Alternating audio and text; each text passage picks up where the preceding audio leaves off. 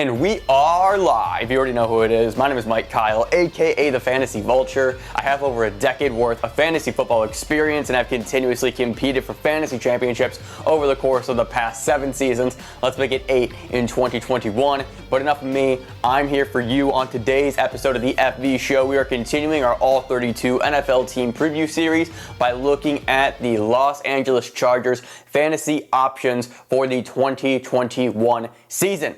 So, as always, some ground rules. Number 1, this video, as you can tell, is treated like a goddamn concert. So, stick around, put your feet up and enjoy the vibe. Also, remember, we are here to have fun and also dominate. And last but not least, if you are going to just kind of brush through this video, all I ask is that you watch at least 2 players. Links for individual players and timestamps will be down below in the description. Without further ado, fucking intro, let's just get right into it. So we're going to start off with Justin Herbert, the rookie sensation of last season, who just put together, honestly, one of the most impressive rookie seasons that I've ever seen from a quarterback in the NFL. So just going over some of his stats from last year, I mean, he threw the ball almost 600 times, and the main reason for that is because that LA Chargers defense was depleted. That being said, 396 completions, pretty good. Threw for 4,300 yards, 230 rushing yards,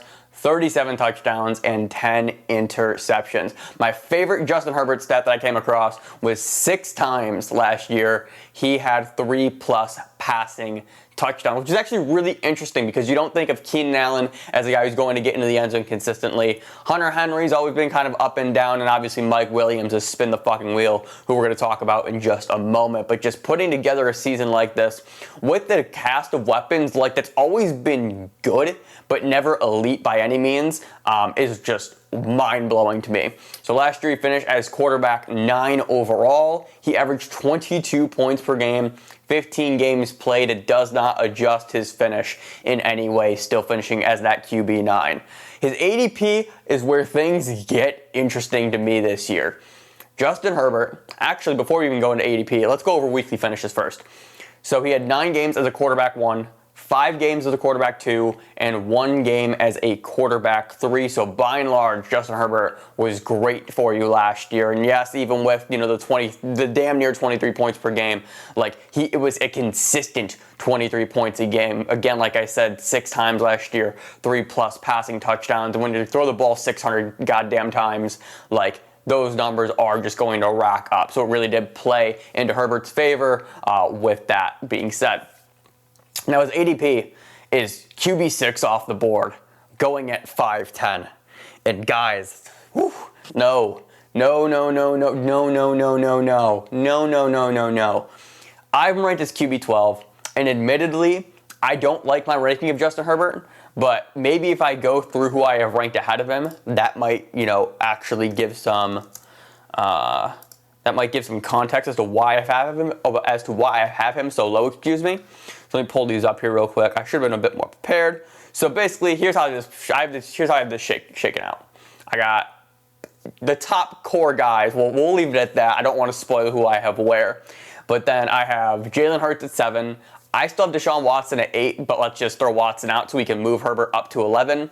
I got Burrow ahead. I got Taysom Hill ahead because of the rushing upside there. Brady, I don't think is going to lose a step. And then I have Trey Lance 1 spot. Actually, my Herbert ranking is considering Deshaun Watson being pulled. It's actually Deshaun Watson being pulled is my ranking. So I got Trey Lance 1 spot ahead as well. I just think the dynamic duo for Trey Lance with both his arm and his legs and the weapons that he has in San Fran is going to propel him to the top. So Justin Herbert. I don't hate Herbert. You're just paying way too much for him, right? Herbert's going to be a guy who's going to be very similar to Matt Ryan. And the comp for that is just because it's going to likely just be a whole lot of just pass attempts, not a whole lot of rushing upside, just gunslinging mentality more or less. But the reason why Herbert's numbers were the way that they were was just because of how depleted that defense was, and also the fact that they had no rush attack as well. Austin Ekeler was in and out of the lineup. You had like 2 games of Kalen Ballage and Josh Kelly combined. There really wasn't a whole lot going on in that backfield. And so the offense last year really was, hey, Justin Herbert, put us on your back and carry us to the finish line. And with the way that defense was, like I said too, certainly didn't help. So I'm not off of Herbert. I'm just off of Herbert in terms of where you're getting him. You know, if you're taking it as QB6 off the board, that means that you are basically drafting him right after Kyler, Patrick Mahomes, Lamar Jackson, Dak, Josh Allen, and then your next guy is going to be Justin Herbert with Aaron Rodgers. Yes, that future is kind of still up in the air. Aaron Rodgers, Burrow, Brady, Ryan Tannehill with the addition of Julio, Trey Lance. We'll see what happens. It's just, I feel like we're going a bit too far. That's all I'm saying. I feel like we're going a bit too far with Justin Herbert so early on. And at that spot at number 6, that's the thing is, Justin Herbert, as of right now, I think can probably finish top 5, but closer to 5 than 3. So that 4-5 range. And with where you're getting him in terms of that ADP is he has to deliver. He has to deliver compared to where you are drafting him at. When you are able to wait and get a Tannehill, get a Trey Lance, get a Tom Brady, get an Aaron Rodgers if you want to wait and see how that situation unfolds. Because those are all guys who I'd probably rather have pretty immediately over Justin Herbert for this season. Up next, let's go to the running backs here, and we're going to talk about Austin Ekeler. And Ekeler's season last year was really fascinating. So as we all know, unfortunately, because I was part of this as well, Ekeler was in and out of the lineup just due to a variety of different hamstring injuries, and it wasn't good. Or it was a quad injury, my bad. So he finished as running back 35 in standard and 29 in PPR, had 3 games of a running back 1, 3 games of running back 2, and 3 games as a running back 3 in his 10 total games of last season. He averaged 13.8 points per game, and his new finish, if you were to do the adjusted math on there, he actually would have finished at running back 15. Because when Austin Ekeler was healthy and when Austin Ekeler was on the field, he was great. The stat that I came across that I really liked for Austin Ekeler, where there was 4 games last year where he had 16 plus points. And yes, the narrative for Austin Ekeler was he was banged up, he didn't help you, but when Ekeler was on, we got Ekeler of 2 seasons ago this year. So I'm really excited about that and the opportunity for Ekeler again this season. Now, what makes it really unfortunate is that people are starting to dive into Ekeler a bit deeper, and they already know what he can be just based off of the numbers and if you go through game by game. Because at his current ADP, he's running back 10 off the board at 112, and it's just damn. There really is no value to Austin Ekeler that we would have had in years past.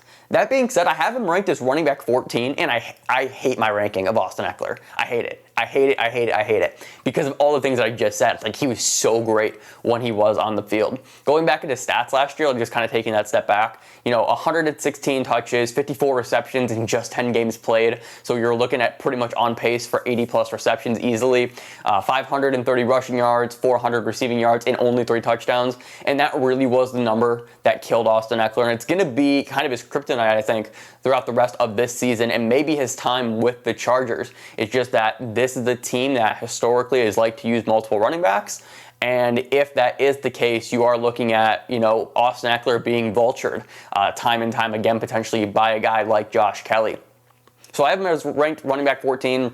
Again, I know all of the upside of Austin Ekeler. And in fact, if you are looking for a guy to try and buy, I think in Dynasty, more so in Dynasty specifically, Austin Ekeler could be that guy, just because he signed that contract extension last season, as well as the fact that he had that down year last year. I know I've tried to make several bids to try and get him. No cigar, but he has been a guy who I have been targeting in my Dynasty leagues as of late. At that 111 spot, I do think that's really interesting, right? Because we talk about a lot here is at what point do you go wide receiver in that first round? And truth be told, I'm running the math in my head, and I'm so pro running back in the first round. I would love to have Austin Ekeler as a running back on my team. I just don't know, how confident are you that if you went, If you're in the back of the first, let's play this out. If you're in the back of the first and you take Ekeler at his ADP at 112, on the turn, what do?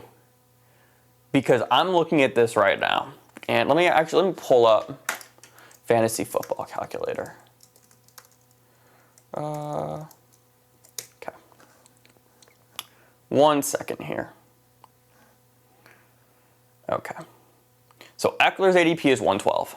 So if you are looking at this, I don't think I would go Ekeler and then a wide receiver at 112 and then on the turn at like 201 or 202, just kind of depending like the area. If you can do Ekeler and Cam Akers, which is what I'm looking at as like the next running backs off the board, like you're looking at Ekeler, Akers, Gibson, Mixon. If you lead with a 1-2 punch like that, I think it helps your case for Austin Ekeler being your running back number 1. And the reason why is just because like that running back drop off after a certain point is so tough to come back from, and it's why I'm such a big proponent of going running back. But if you're able to get 2 really good ones, I wouldn't classify Ekeler as great. Like, he has the capabilities because of his threat as a pass catcher. But if you can do like Ekeler and then the breakout candidate in Cam Akers and pair them 1-2, and then you go wide receiver in the third, and looking at that, you're looking at a third-round wide receiver of Michael Thomas, Keenan Allen, Terry McLaurin, Allen Robinson, somebody like that, that is a great start to your draft, in my opinion.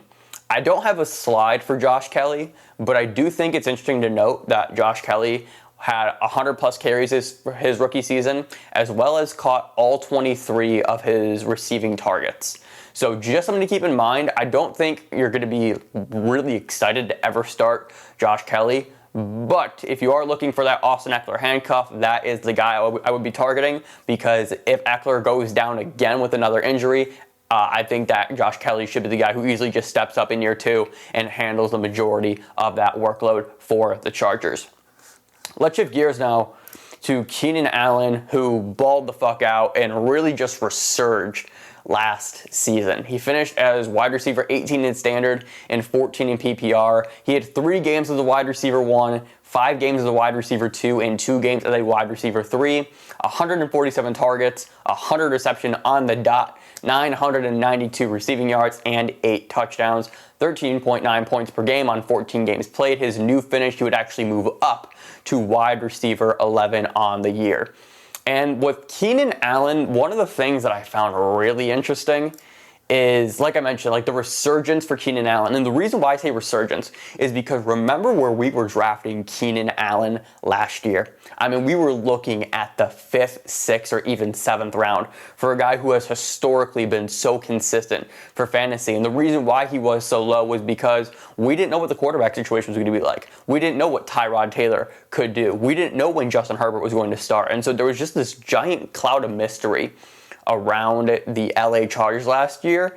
And Keenan Allen last year, I hope you bought Keenan Allen last year, because it's going to take a lot to buy him this year.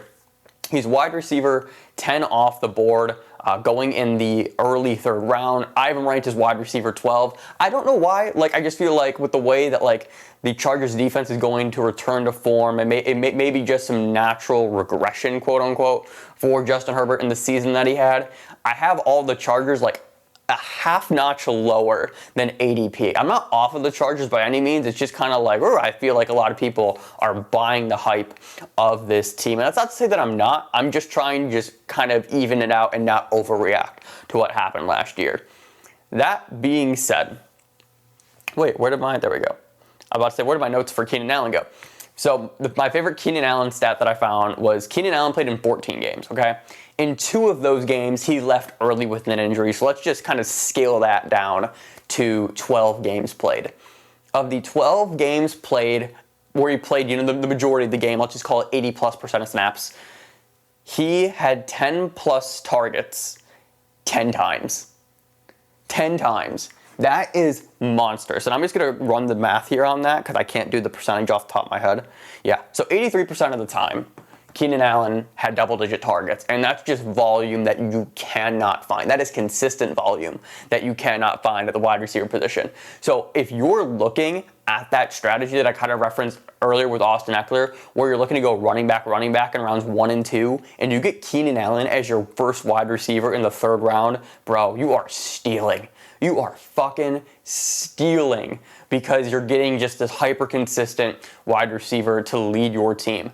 The only issue with Keenan Allen is that he's not going to be a guy who just racks up yardage, at least not as currently stands. The receptions are going to be, he's always been like that, right? The receptions have always been his bread and butter for fantasy, because you're looking at it right now. Like, he had almost 1,000 yards, again, like that yardage there. 8 touchdowns is great, 100 catches, but you're looking at the weekly finishes, and it's not what you love from your first wide receiver, but the consistency is going to be the thing that really just kind of stables out your fantasy team. And especially with that being said, like, there's always the opportunity with Keenan Allen and this offense now that he can win you a week.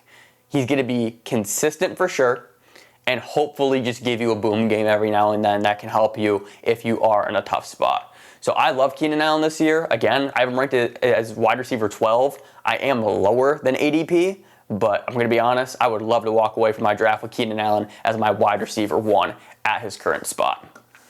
Let's move over now to Mike Williams.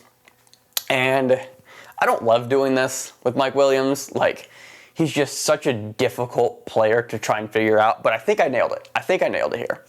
So Mike Williams Mike Williams was in 2020 wide receiver 42 in standard and wide receiver 45 in PPR. He had 3 games as a wide receiver 1, 1 game as wide receiver 2, and did not have a finish inside the top 36 as a wide receiver 3. He played 15 games. So that means that 11 times he finished outside of the top 36 wide receivers. 85 targets, 48 receptions, 750 receiving yards, and only 5 touchdowns from a guy who's supposed to be this red zone threat. 8.7 points per game, 15 games played, like I said. His new finish is now wide receiver 55. And I'm looking at this right now, and I just can't, like, we have to be done with Mike Williams. I know there's been a lot of offseason buzz about what Mike Williams could be in this offense, but the fact of the matter is Mike Williams has been this team's number 2 for the past 4 seasons, and it just has not panned out. 3 seasons, 4 seasons, regardless, it hasn't worked. He's been this guy who had 10 touchdowns his rookie season, and that was it.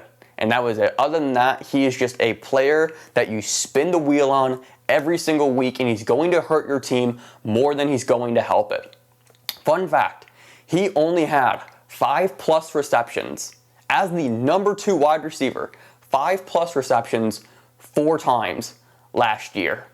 And he was only viable when he scored a touchdown. Like, that was it. If you look at the correlation between his fantasy production, it came down to how many receptions did he get and did he get in the end zone. And that's where you get the stats that you got here with those 3 games as a wide receiver 1, and everything else is basically a blank scorecard. It just was not worth playing Mike Williams that week. So his current ADP is wide receiver 51 going in the 11th round. So if you want to take a shot on him, he's not going to cost you anything. I've ranked as wide receiver 54 because at this point, I'm kind of off hands. I'm just off hands. This is actually something really important to note, and I'll probably end up doing a whole video explaining this just a little bit more. But my ranking system is a bit interesting because I'm factoring in value into my ranks. Maybe I should have said that a while ago. Yeah, but I'll make a whole video about that. Basically, when I'm going through and I'm making my rankings, I'm looking at what do I project for this player. I'm looking at their consistency. Do they have a tendency to be injured? Can they break out? Are they going to regress? What's their current draft price? Who would I rather have around them at their current ADP? And that is how I formulate these rankings. So it's just something very interesting to note how some of these things get created, and that's how I do my rankings. Because I'm going to be honest with you, a whole lot. Actually, I'll save it. I'll save this for the video itself. So that's what I have with Mike Williams. I'm just out. I'm just out. There's too many red flags. He hasn't done it consistently, and more often than not, he's hurt you more than he's ever come close to helping you, unless you got lucky and you threw the random dart and you hit the bullseye for that 1 week where he catches, I don't know, a 30-yard touchdown or whatever the case is. And finally, let's go over to Jared Cook, who this team brings in from New Orleans. Of course, Hunter Henry departing for New England. Last year, Jared Cook had a down year. He finished as tight end 12 in standard and tight end 17 in PPR. That being said, though, he had 6 games as the tight end 1, 3 games as a tight end 2, and 2 games as a tight end 3. Obviously, we don't love those games as a tight end 3 for tight ends, and then tight end 2s, depending on where they finish, can be a bit shaky. But Jared Cook, 60 targets, 37 receptions, 504 yards, and 7 touchdowns. So he was still able to get in the end zone. But we just kind of know what happened to the Saints last year, and that was Drew Brees definitely lost it. And then when they moved over to Taysom Hill, the offense just kind of changed. And Jared Cook never really was able to establish himself in that offense because of the way that offense struggled kind of all season long. They really did struggle to get it going. Now, his adjusted score, 7.3 points per game, 15 games played. He actually drops to tight end 19. But guys, I love Jared Cook this year. I'm a big believer in the bounce back. His current ADP is tight end 19, going in the 13th round. He's free. Jared Cook is free in your drafts, and we've seen the production that Jared Cook has had in fantasy literally just 2 seasons ago. I have him ranked as tight end 12. I am that big of a believer in Jared Cook, and here's why. In this offense, Hunter Henry had 93 targets in 14 games.